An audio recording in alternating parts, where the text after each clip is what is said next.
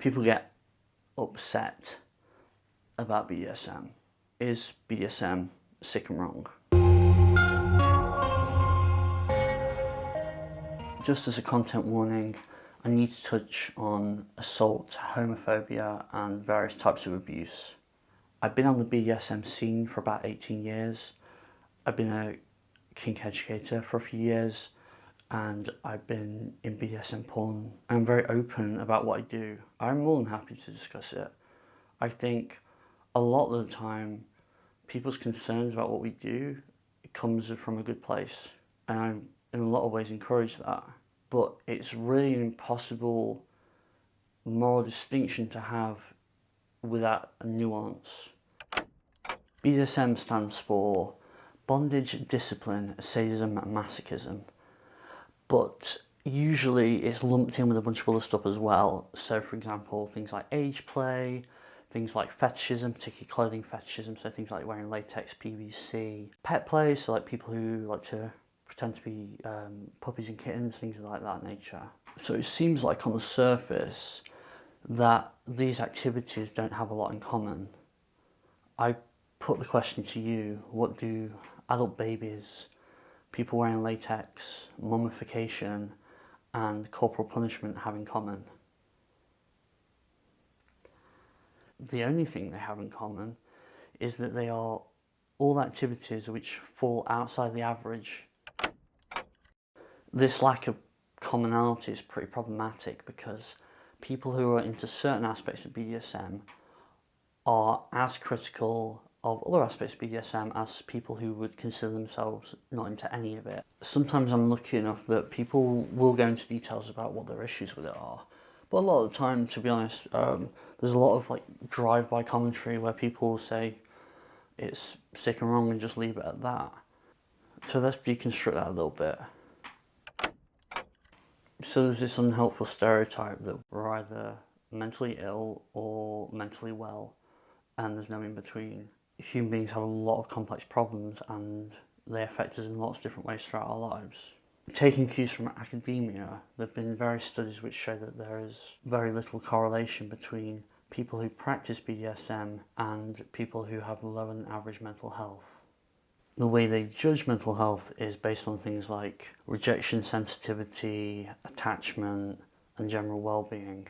So a quote from the study, Psychological Characteristics of BDSM Practitioners, from the Journal of Sexual Medicine. BDSM practitioners were less neurotic, more extroverted, more open to new experiences, more conscientious, less rejection sensitive, and had higher subjective well-being.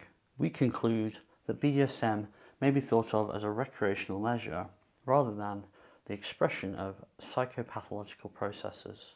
So obviously I could have just cherry-picked any article that said what I wanted it to say, but I think if you look at the amount of study that's out there, it's definitely arguable one way or the other whether that's an issue of mental health. From my own personal experiences, a few years ago I saw a sexual therapist. It wasn't a big deal, I just was having trouble coming during sex. My expectations before seeing her were that I was going to tell her about the BDSM stuff and she was going to say, you need to stop doing the BDSM stuff or work out why you're doing it and stop doing it. And her outlook on it was, are you enjoying it? Is your partner enjoying it? Is it causing any problems in your life outside of that? Can you get by without it? And as long as all this stuff is fine, then she said carry on, and in fact encouraged me to integrate it more into my sex life. Okay, so we talked about sick, what about wrong? When you say wrong, we need to define whether you're talking about ethically wrong or legally wrong. In honesty, some aspects of BDSM could be considered illegal. If we inflict what is known as bodily harm, something which is more than transient or trifling marks on the body, that is considered to be outside the law. And it is just as clearly stated in the law that we cannot consent to that. I feel like the issue of causing harm to other people is inconsistently applied across society as a whole. Homosexuality was illegal in the UK until 1967, and the age of consent was only brought down to the age of 16, in other words in line with heterosexual couples, in the year 2000. I'm not trying to conflate sexuality with BDSM because it's way more complicated than that. But as a society, we haven't been fantastic at weighing up the merits of interpersonal intimacy, and the very real effect has been that that ruins people's lives.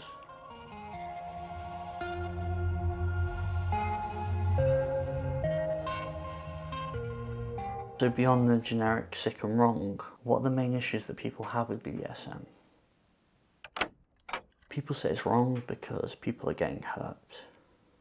In the 18 years that I've been doing this, I can literally only think of a couple of examples where people have required medical attention as a result of BDSM activities. And you could argue that 2 is too many. If you think the act of someone being damaged is bad no matter what, I hope you are also taking a similar moral stance with things like running. I can personally attest that you can really mess up your body just running on a regular basis. People regularly receive serious injuries playing things like squash and badminton. You need special insurance when you go skiing because of the incredibly high likelihood that you're going to be injured. And outside of these physical activities, consider the amount of damage that alcohol and tobacco can cause people.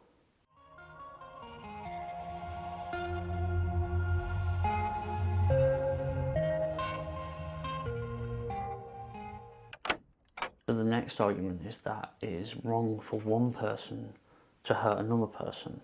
That might be the case, but if you think about things like martial arts, how badly people come out of things like boxing matches, how much the process of being tattooed hurts, how much the process of being pierced hurts, how much just a massage can hurt.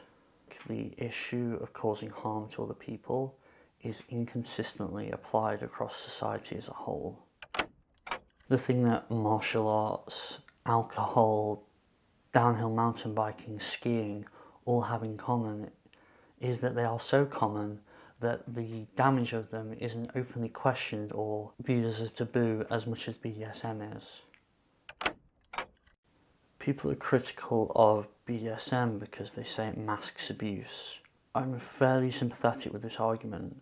A decent proportion of the population abuse their partners.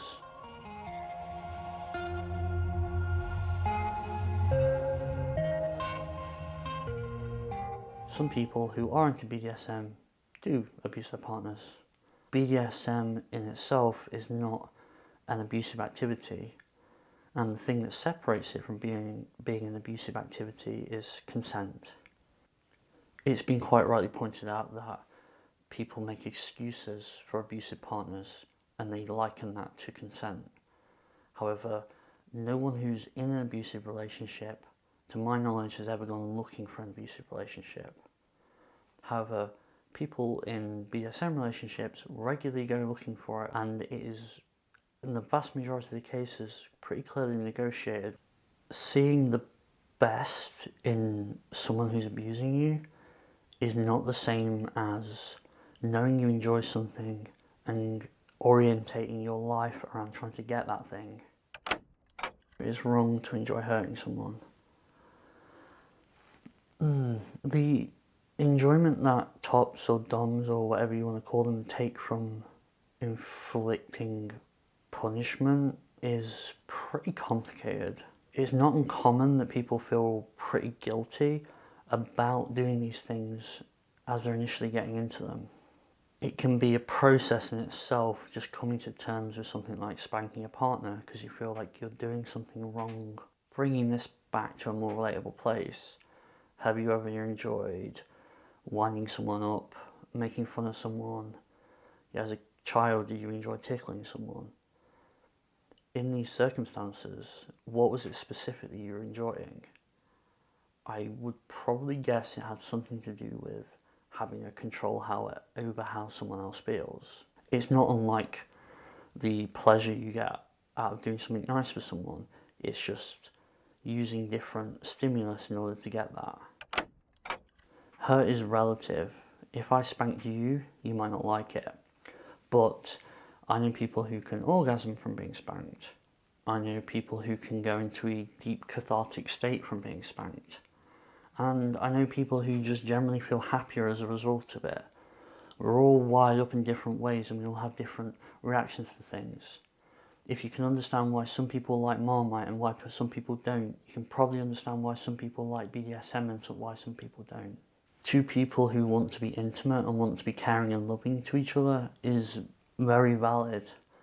But two people who want to control each other, give up control, maybe hurt each other, maybe punish each other, is also valid. Criticism I hear a lot is that it just looks weird. And the thing is, you're completely entitled to your initial reaction to whatever you see. When I was a little tiny Christian, I saw a boy kiss a girl in the playground. I was like, ugh, that's disgusting. When I was older and I saw two men kissing each other, I was like, ugh, that's disgusting. When I first went to a BDSM club and saw someone in a hood getting beaten, part of me was still like, oh, that's disgusting. My reaction to what I see is not a reflection of the merits of the thing itself. So when you see something and you think that looks weird, you don't need to marry yourself to your initial reaction to it and build a ethical construction around why that thing is bad because it made you feel weird. We have a completely separate set of thoughts which come afterwards. Why are people doing that? What are they getting out of it? And why am I reacting like I'm reacting? In the cases of kissing girls, kissing boys, wearing hoods and getting spanked, these are all things in my life I would later go on to enjoy. The reason I had such a guttural reaction to seeing these things was because I just hadn't seen them before. The things we're fazed by the most are just the things that are the most unusual to us. Take the example of latex clothing. Why is it strange to have a fetish for latex when it isn't strange to have a fetish for lingerie?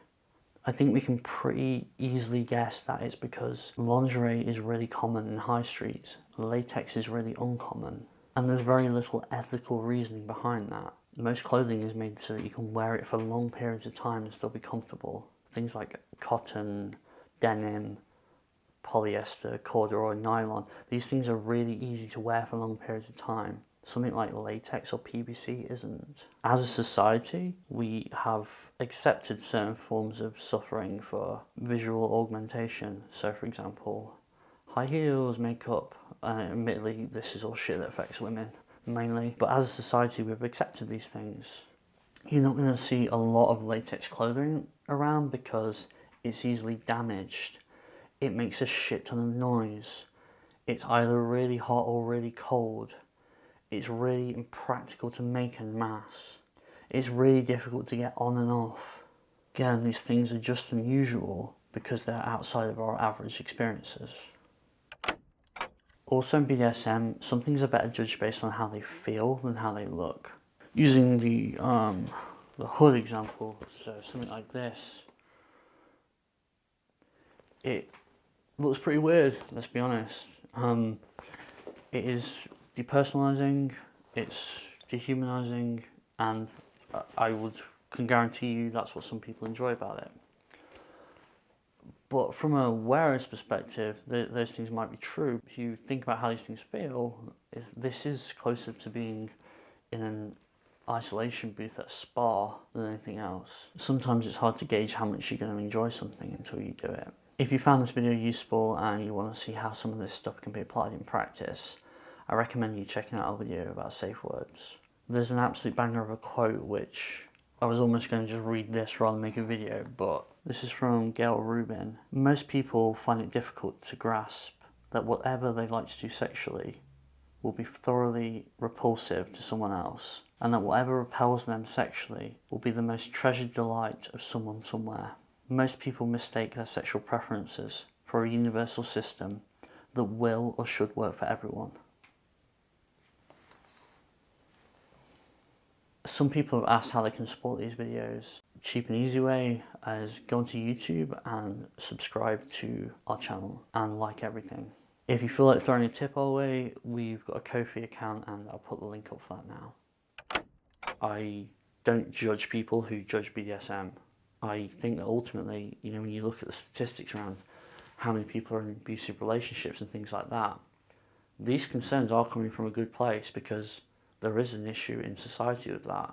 The reason I am quite vocal about it is that I feel that people are looking in the wrong place. They're not looking at the nuance of situations. It's either black or white, yes or no, this is bad, this is good. And in reality, it's not like that.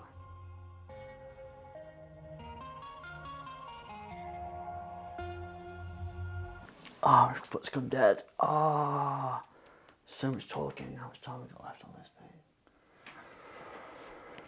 A few minutes. Rah, rah, rah.